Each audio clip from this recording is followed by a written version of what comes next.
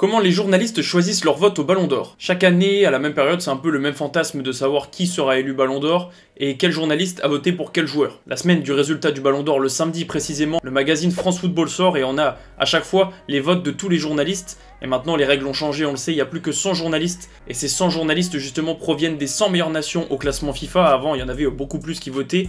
Et du coup, on avait des votes farfelus un peu dans tous les sens. Parce que des votes étranges, on en a eu des masses. Il y en a d'ailleurs un qui a fait beaucoup parler, c'est le journaliste sri-lankais. Alors maintenant, il vote plus parce que le Sri Lanka n'est pas dans les 100 meilleures nations. Il avait déjà eu l'occasion de nous gratifier de ses meilleurs votes en l'espace de 3 ans d'ailleurs. Il avait mis Leonardo Bonucci Ballon d'Or. Et 2 ans après, il avait choisi Trent Alexander-Arnold, le latéral droit de Liverpool. Donc on sait pas trop pourquoi ils étaient là. En tout cas, ils étaient nommés dans les 30. Et d'ailleurs, les 2 premières places que leur a offert le journaliste du Sri Lanka leur a permis de grimper dans le classement parce que ça leur a offert 5 points.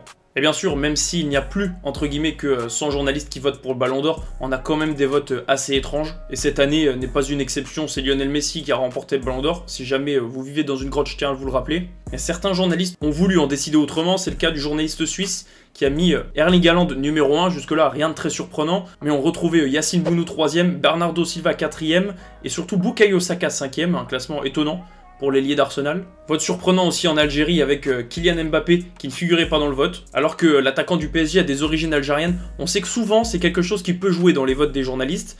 Et dans le vote du journaliste algérien, Robert Lewandowski était 5e. Alors même s'il a fait une bonne première saison avec le FC Barcelone, de là à le mettre 5e, je suis vraiment pas sûr. Et le journaliste danois de son côté a lui décidé de mettre Kylian Mbappé premier, bon c'est un choix. Le journaliste français en a décidé autrement, lui bizarrement il a été très objectif, mais au Danemark on a décidé de ne pas mettre Erling Haaland et Lionel Messi dans les 5. Voilà donc pas besoin de vous rappeler tous les votes étranges qu'on a chaque année, même s'il n'y a plus que 100 votants, il y a toujours des surprises. Et justement c'était l'occasion d'en parler avec un journaliste qui vote depuis plus de 30 ans, c'est Mostafa Badri, le journaliste marocain, et m'a d'ailleurs expliqué comment le vote était choisi au Maroc, parce qu'il n'est pas tout seul à décider. On procède d'une manière démocratique au niveau du journal, c'est-à-dire on fait un truc collégial et puis quand on reçoit les listes, on la distribue à la rédaction et puis chacun suivra de son côté. À la fin, on se réunit et sous l'égide du rédacteur en chef, que moi je suis le directeur général, mais c'est moi qui, avant j'étais simple photographe, malgré que je suis le cofondateur. Et ben c'est à peu près là, et on fait le compte et on voit celui-là, il a voté pour qui, puis on donne les points et on voit à la fin les têtes de liste, c'est ce qu'on propose, quoi. Et après on fait une ventilation et les meilleurs qui se classent, c'est-à-dire on donne 3 et 1 point, et les trucs là qu'ils nous ont demandé à ce moment-là, et chacun, pendant une réunion de 2 heures, chacun donne sa version, pourquoi il a choisi celui-là, et ainsi de suite, quoi. Ensuite, évidemment, j'ai été obligé de le questionner sur son vote de cette année, avec Yacine Bounou qui figure à la 4e place. Alors, ça a beaucoup posé question sur les réseaux sociaux, parce que Bounou est un gardien marocain, il a été en demi-finale de Coupe du Monde, il a été très fort pendant le mondial, il a gagné l'Europa League avec Séville, mais il était remplaçant en championnat. Donc évidemment, il y a eu quelques débats, on se dit, le journaliste est marocain, Yacine Bounou est marocain, il se retrouve à la 4e place. Donc le rapprochement est vite fait. Je lui ai demandé quelques explications sur la 4e place du gardien marocain et sur le Ballon d'Or de Lionel Messi. Le Ballon d'Or, parce que, écoutez, c'est une année de Coupe du Monde et on sait très bien. Et puis si c'est le 80% qui ont donné Messi, Messi la mérite largement. Pour nous, Messi, il a fait une très bonne saison. Et puis pour Yacine Bounou, on a mis en plus Kylian Mbappé qui a joué également le demi-finale. Et puis le classement, ça a donné qu'il soit 4e dans le top 5 des Ballons d'Or. Mais on l'avait mis en premier au trophée Yachine. C'est une boulot, moi, quand je suis là, c'est-à-dire le choix, c'est la confiance, c'est la conviction, c'est beaucoup de choses. C'est déjà... Il y a des gens qui n'ont même pas mis leurs joueurs, comme certaines presses françaises, qui n'ont pas voté pour pas mal de joueurs. Le monde arabe également, il y a certains qui n'ont pas voté, comme l'Égypte et tout ça, qui n'ont pas voté Mohamed Salah.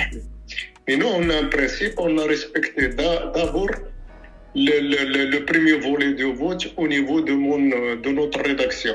Et tout le monde était d'accord. Et puis le classement qu'il a eu au niveau du journal et de la rédaction, c'était la 4e place. Voilà, donc je remercie encore Mostafa Badri de m'avoir répondu pendant un bon quart d'heure sur ses votes pour le Ballon d'Or et tout ce qui va avec. J'ai contacté beaucoup plus de journalistes et j'ai eu beaucoup de refus, notamment le journaliste finlandais qui m'a expliqué tout simplement qu'il préférait pas s'exprimer sur ce sujet. Chacun fait comme bon lui semble. En attendant, merci à Mostafa Badri de nous avoir expliqué pourquoi ce top 5. Alors on est 3 jours après seulement l'enregistrement de la vidéo, j'étais en train de faire le montage quand Didier Yegel, le journaliste luxembourgeois, a finalement répondu à mon message et très gentiment il m'a donné la manière dont il procédait pour le vote et on remarque que c'est pas la même que Mostafa Badri, le journaliste marocain. Je vote seul, comme le règlement des jurés habituellement le préconise, c'est-à-dire que le vote doit être confidentiel, donc j'assure la confidentialité du vote. Donc, et je me tiens aussi parfaitement aux critères définis par France Football. Donc en première position, c'est la performance individuelle du joueur. En deuxième, c'est la performance collective et le palmarès du joueur. Et en 3, le talent et le fair play. Et il m'a également expliqué son top 5 de cette année avec Lionel Messi, Ballon d'Or, la même que notre confrère marocain. Alors cette année, j'ai mis Lionel Messi en première place. Je trouve qu'il remplit toutes les cases pour son 8e Ballon d'Or. Il est vainqueur de la Coupe du Monde. Il a inscrit 7 buts durant cette Coupe du Monde, dont un doublé en finale. Et il a été désigné meilleur joueur du tournoi. Pour moi, ces critères valaient un 8e Ballon d'Or. Ensuite, en deuxième position, j'ai mis Erling Haaland. Il a tout gagné avec Manchester City, dont principalement la Ligue des Champions. C'est un buteur formidable, 52 buts en 53 matchs. Le seul défaut qu'on peut lui trouver, c'est qu'il est norvégien et la Norvège n'a pas participé à la Coupe du Monde. Et pour moi, la Coupe du Monde, c'est quand même une mesure étalon pour désigner le Ballon d'Or. En troisième position, j'ai mis Kylian Mbappé. Il marque un triplé en finale, mais pour moi, sa saison n'est pas totalement aboutie. Parce que la performance collective du Paris Saint-Germain n'était pas à la hauteur des ambitions, puisqu'ils ont été éliminés en 8e de finale de la Ligue des Champions par le Bayern. En attendant, je vous laisse me donner votre top 3, votre top 5 comme vous voulez, et est-ce que selon vous, Lionel Messi méritait son Ballon d'Or cette année ?